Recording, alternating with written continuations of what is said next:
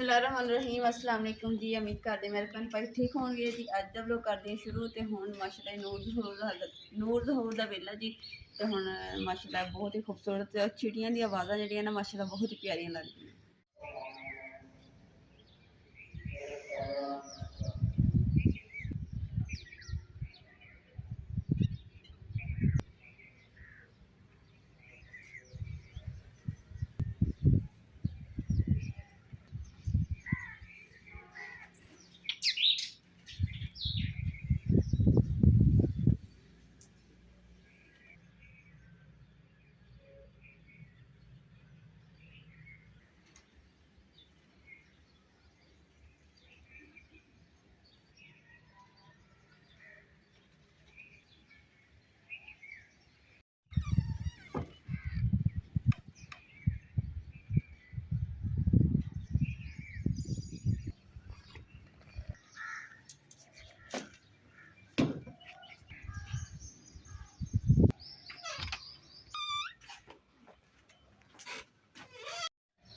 माशाअल्लाह जी जो गर्मियों से ना सुबह सुबह चिड़ियाँ परिंदियाँ की आवाज़ आती है तो माशाअल्लाह बहुत ही अच्छा लगता, बहुत मज़ा आता वा।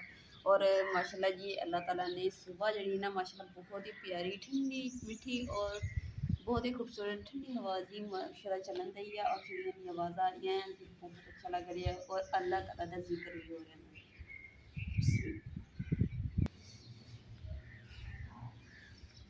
बिस्मिल्लाह।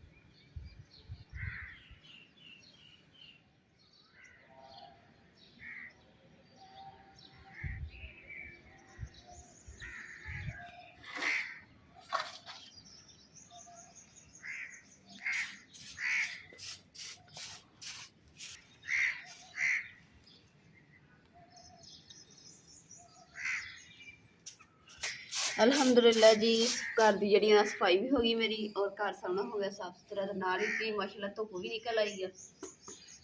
हुण काम खत्म करके अगला काम जो स्टार्ट करते हैं।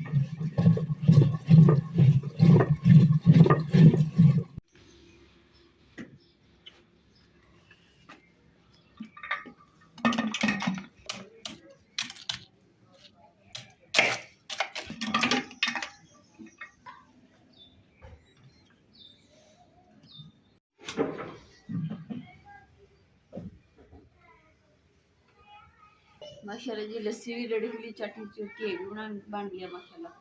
खेत में कढ़ के रख दिता तो हुण ना लस्सी दे विचों आ जिहड़ा कोटना ये भी कढ़ के रख दईए ते सुंदर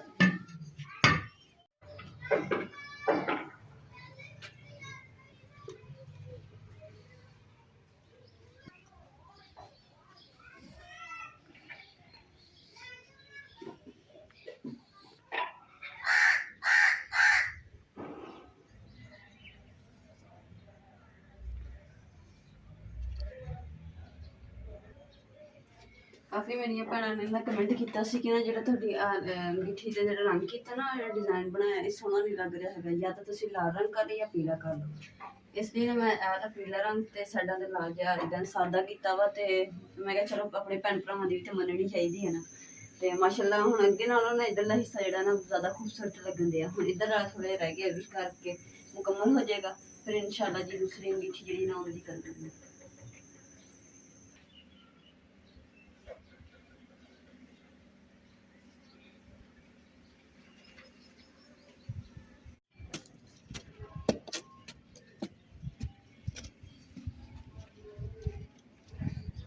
ਜਿਹੜੀ ਇੱਧਰ ਦੀਆਂ ਕਿਆਰੀਆਂ ਨਾ ਦੋ, ਇਹਨਾਂ ਨੂੰ ਤਾਂ ਮੈਂ ਸੁਬਾਹ ਗੋਡੀ ਕਰ ਲਈ ਸੀ ਤੇ ਇੱਧਰ ਹੀ ਰਹਿ ਗਈ ਸੀਗੀ ਅੰਗੀਠੀ ਤੇ ਅਲਹਮਦੁਲਿਲਾ ਜੀ ਉਹ ਤੇ ਮੈਂ ਰੰਗ ਕਰ ਲਈ ਆ। ਤੇ ਹੁਣ ਜੇ ਮੈਂ ਕਿਹਾ ਅਜੇ ਕਿਆਰੀ ਇਹਨੂੰ ਵੀ ਕਰ ਲਵਾਂ, ਫਿਰ ਇਹ ਕਿ ਸ਼ਾਮ ਨੂੰ ਇਕੱਠਾ ਇਹਨਾਂ ਨੂੰ ਪਾਣੀ ਲਾ ਦਾਂਗੀ ਮਾਸ਼ਾਅੱਲਾ ਨਾਲ। ਤੇ ਹੁਣ ਇਹ ਪੌਦੇ ਨਾ ਵੱਧਦੇ ਵੀ ਪਏ ਆ माशाल्लाह जी। गुलाब का बूटा भी बड़ा हो गया, तो दो फुल लगे माशाल्लाह। एक इधरली साइड ते छोटा जिहा फुल दूसरा फुटन दिया हजे, इधर वाला माशाल्लाह जी लाल लाल भी फुट गया माशाल्लाह। कितना खूबसूरत है जो बड़ा होना है ना उदों देखिए कितना खूबसूरत आ रहा है।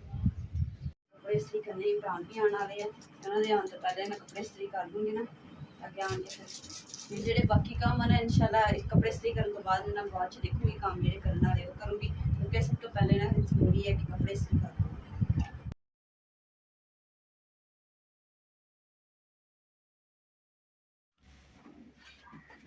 अलहमदुलिल्लाह जी अंगीठी का रंग ना मैं इस तरह कर दिता, तो कमेंट करके दसना कि यह सोहना लग रहा है या नहीं लग रहा। ये क्योंकि मेरे भैन भरावां का मशवरा है ना साढ़े वास्ते बहुत अच्छा लगता। सानू खुशी होंदी कि साढ़े भैन भरा सानू मशवरा देन, कोई आइडिया देन, ताकि असीं ब्लॉग दे विच चेंजिंग लैके आइए, ताकि थानू भी अच्छा लगे और असीं भी कुछ सीखांगे। बिस्मिल्लाहिर्रहमानिर्रहीम। माशाल्लाह जी चाटी दे विच पई जी लस्सी जिहड़ी अज रिड़की है ना, ते अज माशाल्लाह जी सारा दिन लस्सी पीती मजे नाल रज रज के लस्सी पीती। पानी की जगह तो ना लस्सी इस्तेमाल की है, तो मैदे की गर्मी खत्म हो जाती है, ठंडक मिलती है, और एक लस्सी बड़ी मजेदार चाटी दी। लो जी खाने चटाई, क्योंकि मैं अज ना एक चीज़ सिलाई करानी सिलाई ये थाने भी रख ये सिलाई जड़े ना जो चार पाई नहीं पैंदा दे उपर जो गद्दे विछाई दे जिदा पहले दो विछाते होंगे असीं, तो मैं दो होर बना लैनी है, तो उन्होंने शार्ट वगैरह जो सिलाई कर लैनी है।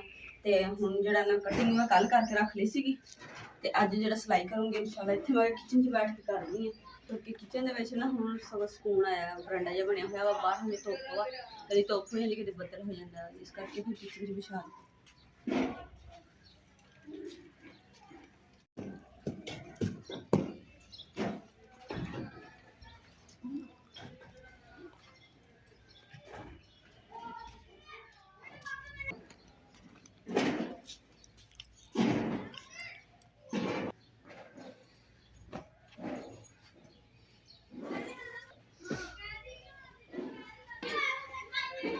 जी। वाले कपड़े तो एक साइड पे मैं आ वाला कपड़ा लगाऊंगी फुलदार, और एक साइड पे है सादा।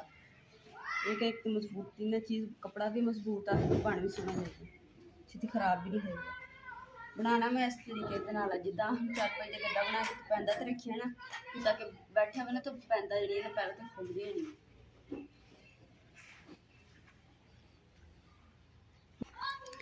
माशाल्लाह माशाल्लाह देखो जी नींबू के बूटे के उत्ते ना माशाल्लाह जी बूर लगना जो ना स्टार्ट हो गया वा, तो इंशाल्लाह जी उम्मीद है कि ऐत इन्होंने बूटा भी थोड़ा बड़ा होया वा, तो ऐतकी गर्मियों के ना घर के नींबू होने देसी, तो नाल जी देसी नींबुआ की शिकंजी भी बना के पिया करांगे गर्मी।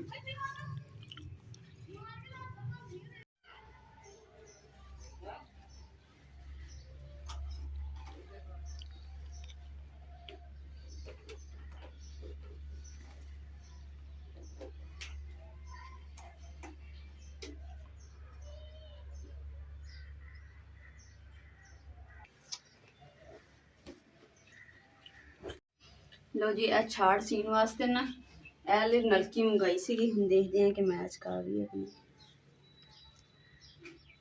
ਇਸ ਤਰੀਕੇ ਨਾਲ कर दी बस मैच। ये मैं थोड़ा गिरा बस कर दी। एक होर चीज़ उनके वास्ते यार दूसरी नलकी ली है।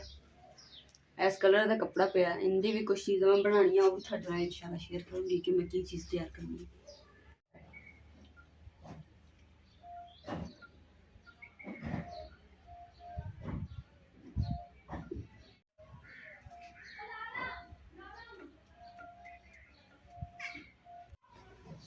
कपड़े तो देख रही हूँ पुट्ठ सिद्ध केड़ी है, ताकि फिर इन्हें मैं पुट्ठा सी देवां ते बाद हो खराब फिर दोबारा देना पे। मैनू आ लग रही है कि पुट्ठी साइड क्योंकि चमक घट आ, अंदर चमक ज़्यादा। मैनू लगता आली सिद्धी है। आला पीस भी देख लेने पुट्ठ सिद्ध केड़ी, क्योंकि इक्को जिहा रंग हुंदा लेकिन थोड़ा बहुत फर्क हुंदा। ए पुट्ठी साइड, ए सीधी साइड। सीधी साइड जिहड़ी है ना वो आपां कर लैनी आ अंदर बाहर।